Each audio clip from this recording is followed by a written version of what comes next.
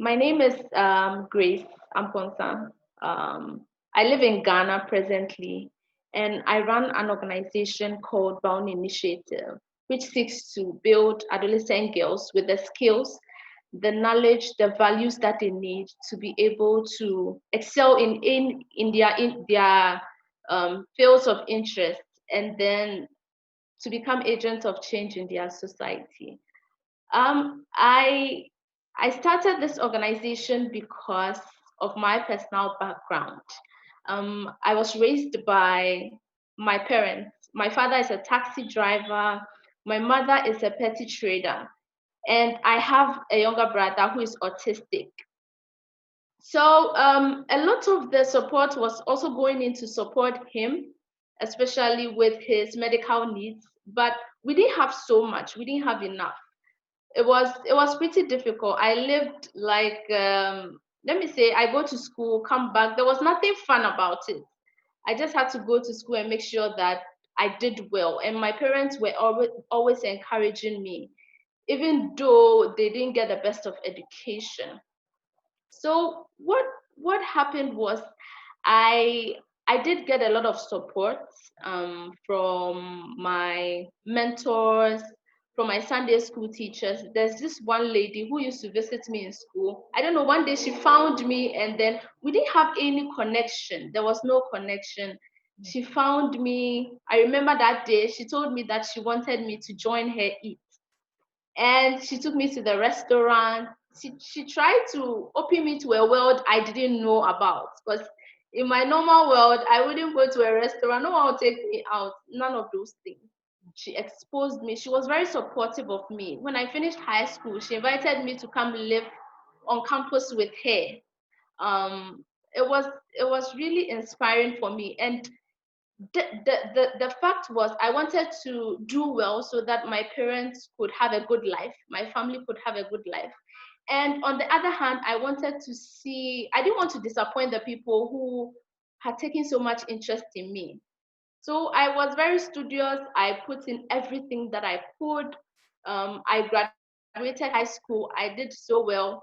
And then I got the opportunity to receive a scholarship to one of the best universities in Africa, Ashesi University.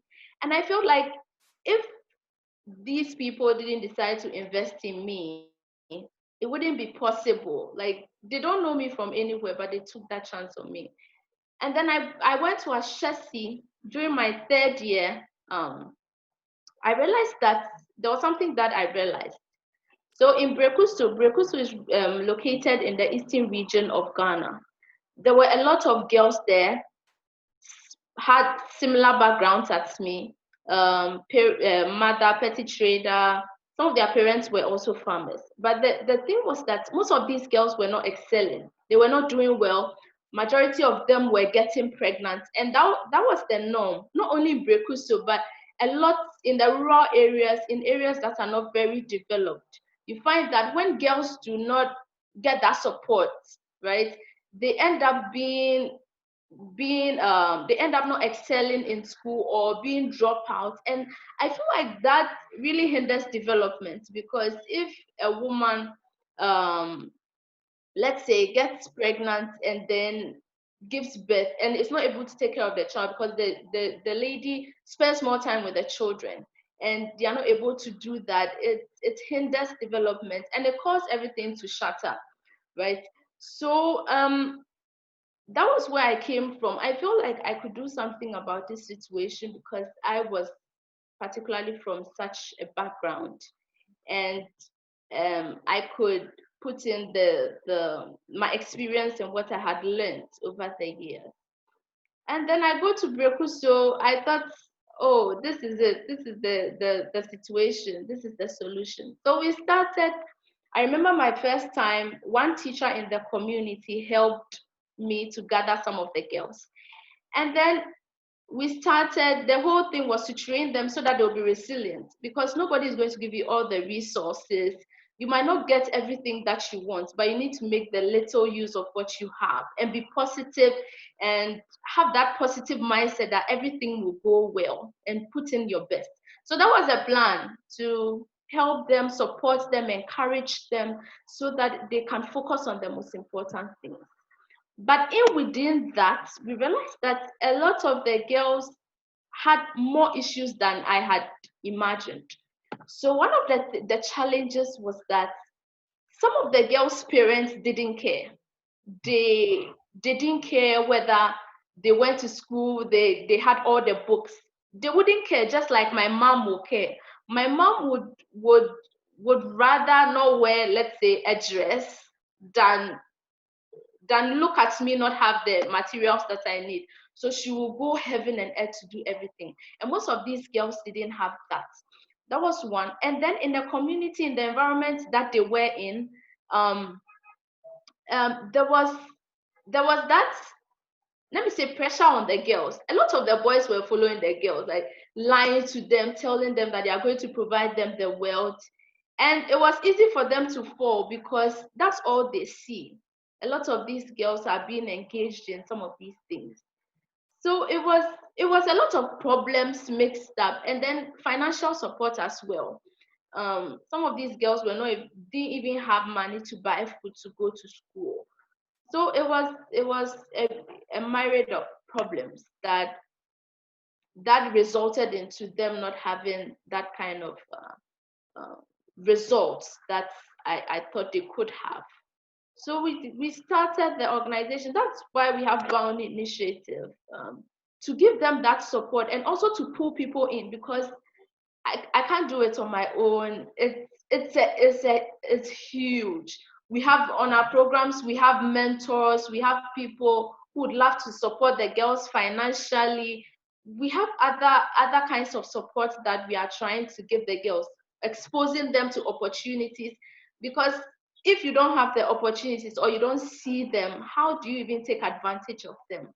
So it's a network that is trying to provide that kind of support so that these girls can excel, be resilient, be strong, and do the best that they can. And we also support them with what we have, because people supported me with what they have and I ran with it. And that's what we want the girls to be able to do. So that's what I'm trying to do with Bowney Initiative. And the overall goal is to eradicate poverty, because I believe that when you educate a girl, she's able to invest more in her family. She's able to invest more in the communities around her. And at the end of the day, we don't have children who do not have people to cater for them. And then they're able to take that strong decision to be able to do well, and the community does well. Before we even do trainings, almost all the girls know where I come from. I tell them my story, and I start with the fact that everybody's story is different. But then I tell them my personal story and how that informs our organization and what is required of them, or what they can do, the possibility and what they can do. And I think one of the things that really inspires them is a community of support, and then inspirational messages. Because one of the things that I realized is most of them find these things from their friends. Let me say peer pressure. They want to feel belonged. They want to feel that they are loved. So I feel that that's one of the things that really keeps them going, because when they are alone, I feel like it weighs them down, right? It weighs them down. And I got that kind of support as well. So these girls, at the stage that they are in as adolescent girls, they want to feel belonged. They want to feel like they have some kind of support to help them get to where they have to get to. Mm-hmm. The girls that I've encountered, I've realized that most of them, in their journey, in the stage as adolescents, end up getting pregnant and dropping out of school. Sometimes mainly because of poverty, and also peer influence and other factors surrounding their development. And I believe that investing in them at that stage, giving them that support, and kind of monitoring them, I would say, it's really needed, because we are in a social media age. A lot of things are happening online. these girls are seeing so many things, and we need to be able to encourage them, to be able to support them, not only for them, but also for the community, development of the community as well. So that's what I would say about that. Beautiful. One of the things that I believe in is doing the little that we can, and understanding that we are all human beings, and then we all need that kind of support, no matter how little it is. And one of the things that we are trying to do in our organization is to bring people together to be able to support in the little ways that they can.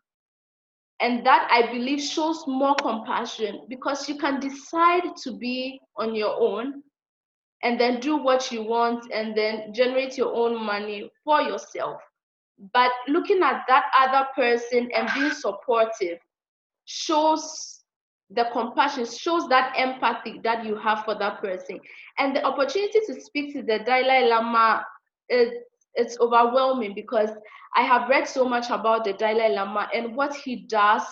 And even in his interview, sometimes he's not very serious. He's trying to be human. He's trying to do the best that he can, right? And that's how we should be.